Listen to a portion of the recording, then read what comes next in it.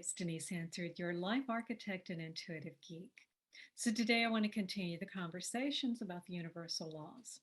And we are on universal law number 4, probably one of the most well-known laws, which is the law of attraction. And a lot of people know this simply because, The Secret, the video out there, the book, everything that Rhonda Brines did at that time. And most people will look at YouTube videos because it's used a lot for manifestation.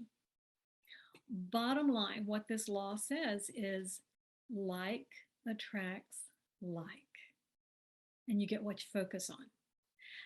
And not only that, you have to really believe it and believe to the point where the emotions are that you understand the possibility, that you feel it within yourself, that whatever is possible for you or what you desire, you can obtain. It's kind of similar to the law of vibration that we talked about before. Remember, everything is in constant motion, vibrating at a specific frequency.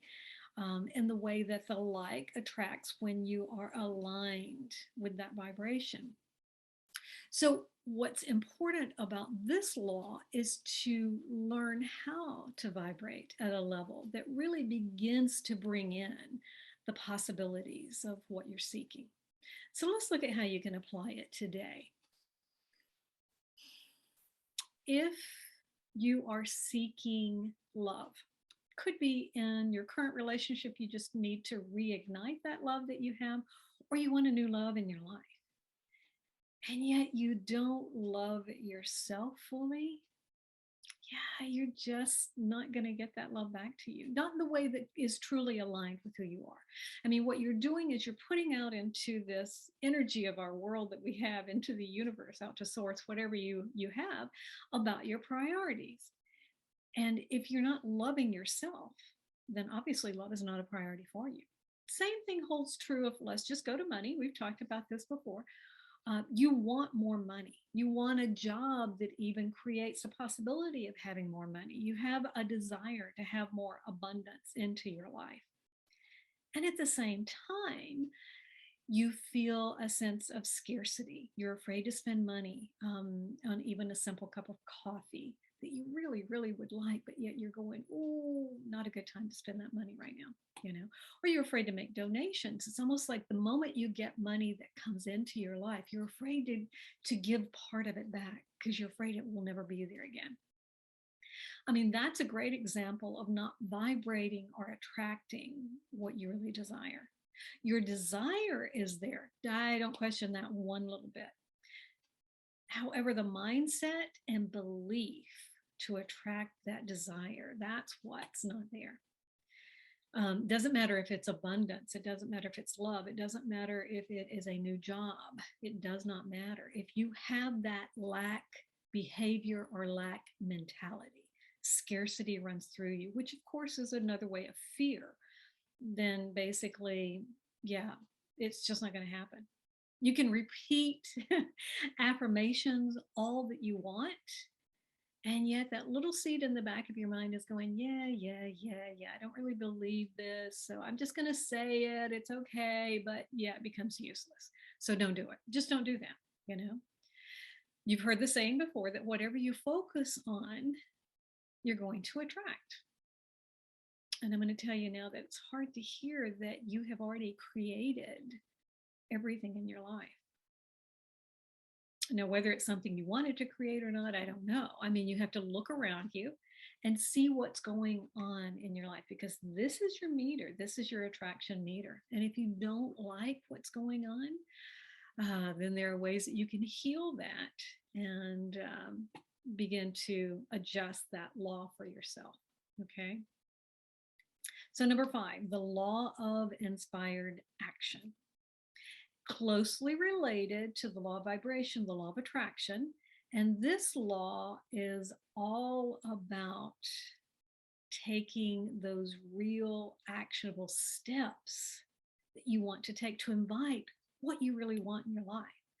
I mean, your inspiration really comes from within, guys. I don't know if you've ever heard me talk or speak or whatever. And yet what I tell people is this: it's like you get that bubbling desire in your gut, in your heart. And the only real flow that should be happening in your life or can happen if you allow it is to have that bubbling up from your heart go to your brain. Your brain says, oh, yeah, that's great. Let me go tell the body how to do that. And there's a whole nother story here where the brain goes, whoop, nope, nope, nope. This is where the ego gets involved. Okay. And says, nope, clamping that down. You got hurt before, not going to do it. And yet, if you still have that inspired desire and you notice it within, it's that awareness. It doesn't come as a hard hit a lot of times. It really comes as that gentle internal nudge that you listen to. And it's definitely not a plan of action. It's kind of the gut feelings that you have, your intuition. So, how do you apply that today? So, what you want to do to practice this law, inspired action, you have to slow down. You have to get quiet. You have to create that space to hear the internal guidance. You really have to connect with your body, what's going on in your body, because it doesn't lie to you. All right. Hearing that message within to say, this is exactly what I want. This is not what I want. If I want it enough, I can find a way to take those baby steps to make it happen. And so you really want to go inside and hear what your body is telling you. Okay. And we can't control it. All right. We have a need to want to arrange, to control, to plan, to do all of that.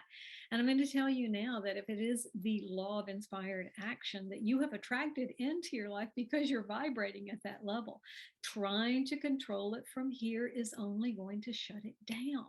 Okay. You have to be open to the way that it comes. You get to take just one step toward it and then take another step and then another step, because that's what it's all about. Now, number 6, and this is a mouthful, is the law of perpetual transmutation of energy. Okay. What this law states is that on an energetic level, everything in the universe is constantly evolving, fluctuating, growing, or changing. Every action is preceded by a thought. And then from there, our thoughts create emotions.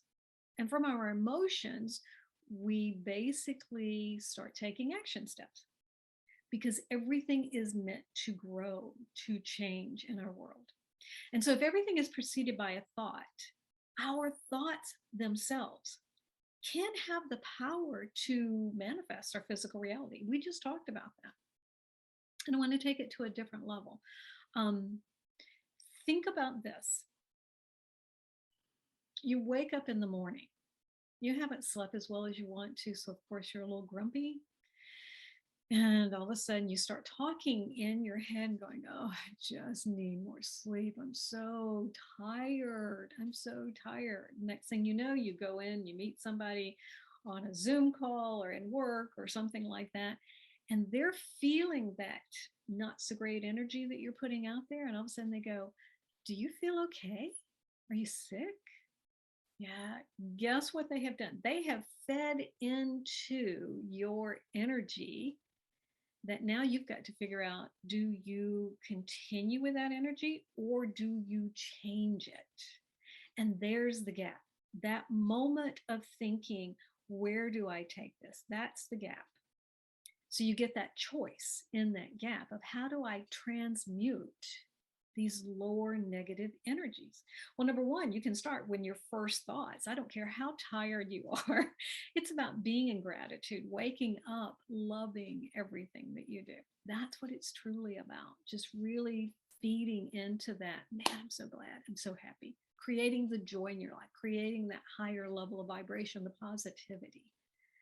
Okay. And if you can't get past that, move your body, do something to put more energy into it so that you're creating that positivity.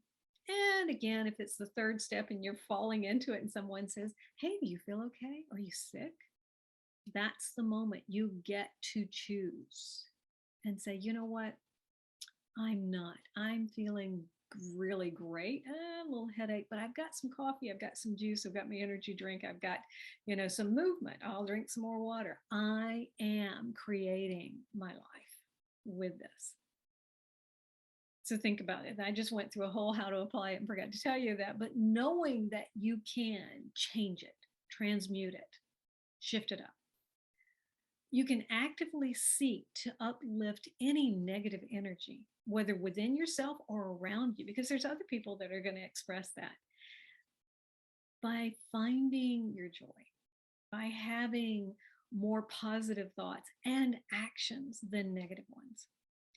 And it all goes back to hearing that inner voice inside of yourself, those messages within you. So if you are surrounded by people who are kind of bringing you down, just gently remove yourself from the conversation.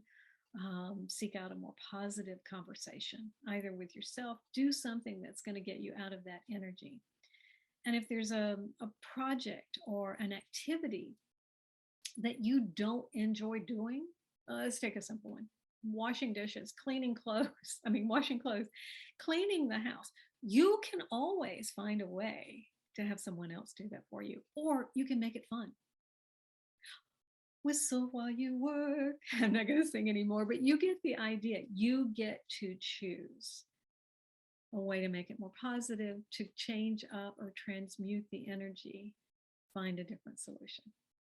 All right, so that's the next 3 in this series. We'll have a couple of more.